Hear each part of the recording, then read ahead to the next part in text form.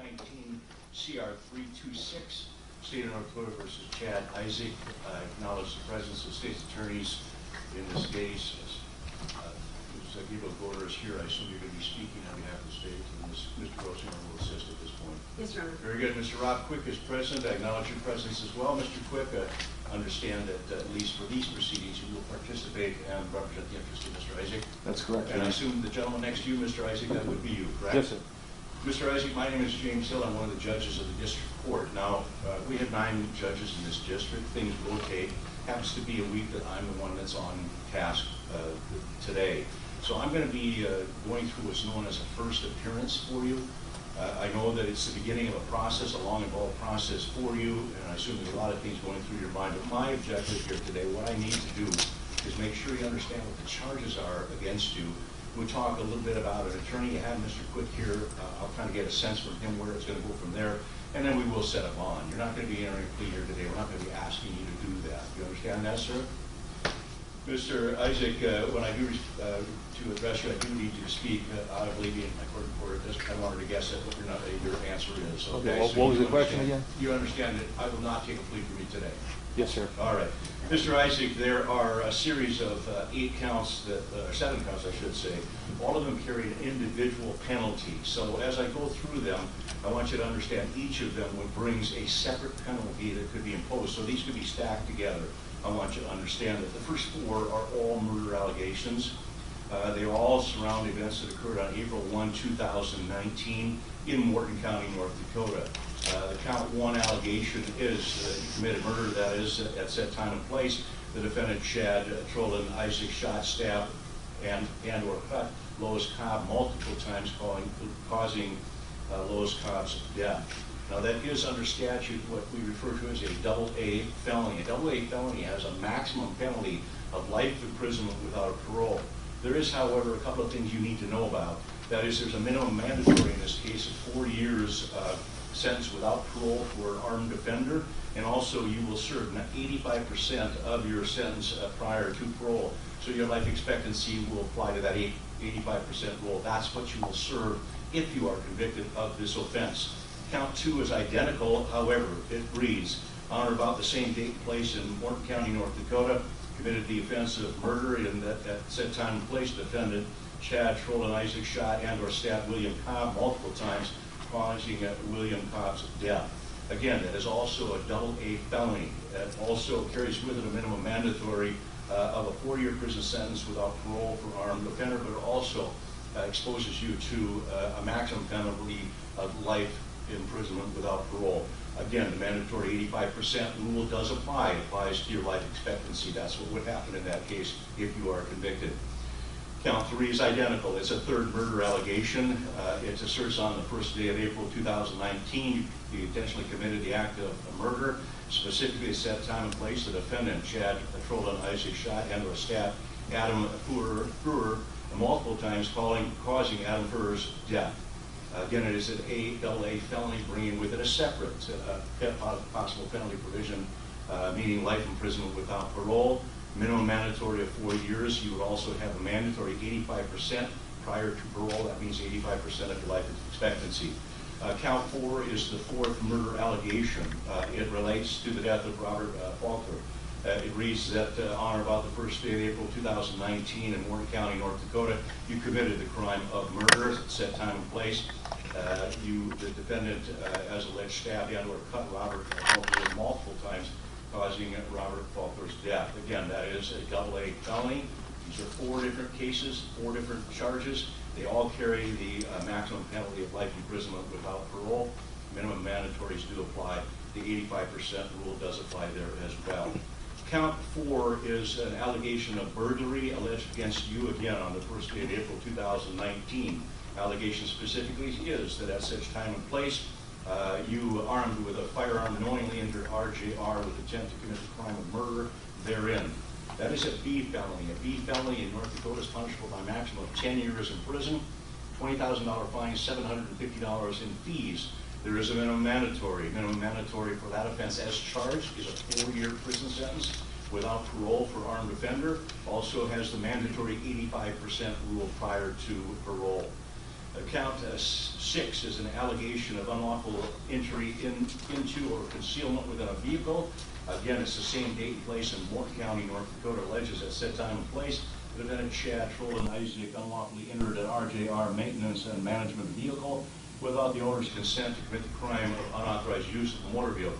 That is a C felony. A C felony in North Dakota is punishable by up to 5 years in prison, $10,000 fine, $500 in fees. There's no minimum mandatory with respect to that offense, so it could be 0 to 5 years, but it is a separate count. It's a separate sentence you could receive.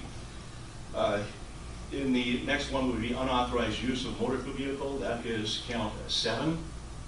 Count 7 is an allegation that at said time and place, you took, operated, and or exercised unauthorized control over an RJR, a maintenance and management vehicle without consent of the owner. That is an A misdemeanor. A is an apple. Brings with it, again, a separate penalty provision of 360 days, $3,000 fine, $300 in fees. So those are the 7 counts that are contained within the complaint in this case. Do you understand what you are being charged with and the penalty provisions that do apply to them? Yes, sir. All right. You have a number of rights, sir, that I want to make sure you do understand. I have no doubt that Mr. Quick, as competent as counsel as he is, would have told you these things, but I'm going to tell you again, because that's my job. You have the right to remain silent. Any statement you make regarding the charges against you will be used against you later. You have to understand and appreciate that. You have a right to an attorney. Certainly you have Mr. Quick here today. I'm going to assume that he's there today, and he will be there until we hear otherwise. If there becomes an occasion where you find it necessary and appropriate, you cannot afford an attorney, you need to have one appointed, you can make application, but the court's going to assume that Mr. Quick will continue to represent you until we hear otherwise. You do have a right to a bond. I'm going to talk to the state's attorneys about what their thoughts are regarding bond. Mr. Quick, of course, will have the opportunity to voice an opinion as well. Now, what you need to know is the next step in this process. The next step in the process is what's called a preliminary hearing. Because the offenses are felonies, you do have that right. It happens about 30 days into this case. About 30 days from now, it'll be one of my colleagues. It might be me. I don't know who the judge will be assigned at that point. The purpose of the preliminary hearing is very specific. It's not there to determine your guilt or innocence. It is simply to determine whether there is probable cause to bind you over to the district court for trial on these 7 allegations that have been made in the body of the complaint. If the court in that instance finds that probable cause has been established, then you'll be bound over to the district court for trial. You'll be given some additional rights. You will be allowed to plea at that point. And if the plea were not guilty, of course, a trial would be set at that point. Those are the basic rights you have today, sir. Do you understand them? Yes, sir. All right. And am I understand correctly that you'll be using counsel, Mr. Quick, here until we hear otherwise? Is that correct? Yes, sir. Very good. Now, the next step in the process is a very simple one. I have to make a determination what type of bond is necessary in this case. I will tell you, Mr. Isaak, that I've read the affidavits. The affidavit, I should say. I do know what the allegations are. I am going to ask the state's attorney for her opinion, and we'll go from there. Mr. Quick will have his opportunity as well. Ms. Goder, do you have a thought on a bond? I do, Your Honor. I'm asking for a bond of $1 million cash. And now the reasons for that specifically in this case, I think we have to consider the nature of the circumstances of the charges that are alleged. Here we have quadruple murder charges, or 4 murder charges, each carrying with them possibility of life without parole. That's a significant penalty, and this is essentially a defendant that has nothing to lose if he were not to return to the state of North Dakota or to this court. Additionally, you have to consider the nature of the offenses as alleged, the exaggerated and brutal nature of those offenses. In light of, I guess, this time and place, we haven't seen anything like this, or another reason for that high bond. The facts alleged also are of concern and have to be considered by this court because they show a level of pre-planning and a level of intent to disguise his actions as well. And that is a concern as far as bond here as well. We also have the nature and seriousness of the danger to the persons or community. There has been a considerable public outcry, and for good reason in this case already. And there's concerns for the safety of the individuals in the public, but there's also concern for the safety of the individuals at RJR. Each of these individuals worked for RJR in some capacity, and it appears that RJR was targeted.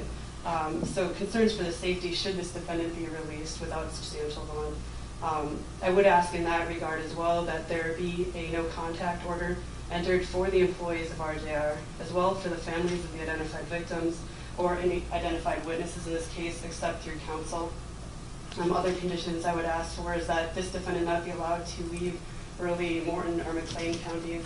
Mr. Isaac has been residing in McLean County, and that would be the reason for including that on the bond order. I'd ask that he notify the clerk of court of any change of address, should he have one, and then additionally, that any other conditions that the court deems appropriate. Again, I know that Mr. Quick's likely to argue to this court that this defendant doesn't have criminal history. This defendant hasn't shown himself to be a flight risk, but I would argue to the court that in this case, more particular than pretty much any other case that's ever been before it, this is a defendant that has nothing to lose, that there is a substantial concern for the safety of the public, for the safety of the families of the victims, and for the safety of RJR.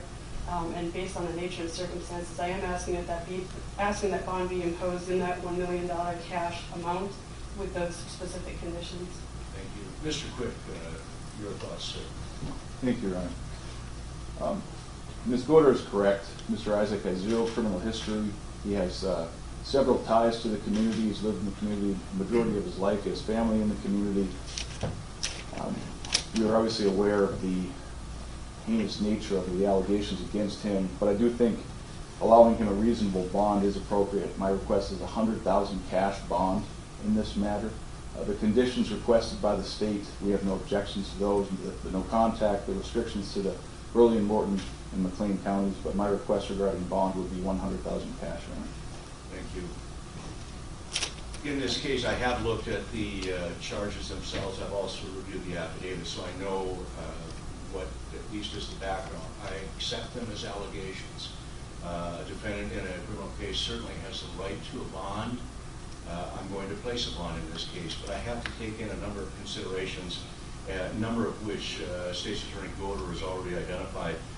There is an extreme safety concern for the community, extreme safety concern for employees of RJR and the families that are associated with this particular setup and series of events. The court feels very adamantly that a substantial bond is critically necessary to ensure the safety of the public, to ensure the safety of Mr. Isaac in his position where he is. I don't think there's any other way to do it under the circumstances. A bond will be $1 million. $1 million for release in this case.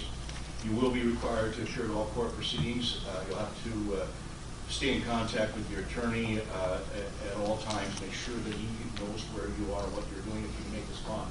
You're obligated to tell us if there's a change of address and telephone number should you make this bond. You do that within 24 hours of when that might happen. You will remain in Burley, Morton, or McLean County if you do a secure release. You may not initiate or have contact directly or indirectly with RJR premises, any and all families of the victims that are identified in the complaint, and any and all employees of RJR. Sir, you have, if you do make a bond, if you make this bond, there can be no violation of federal, state, tribal, or local laws while you're on bond. If you cannot make this bond, Mr. Quick is well aware of the fact that you have a right after 48 hours to make application for an adjustment of bond. That can happen, and it's something that Mr. Quick, I'm sure, will be thinking about in the coming days. But at this point, the bond, this court believes is most appropriate, given the circumstances we have, is $1 million. Mr. Quick, you want to take care of the signature, please? The court appreciates your presence here today. Thank you. Anything more from the state? No, Your Honor, thank you. Thank you. We are adjourned.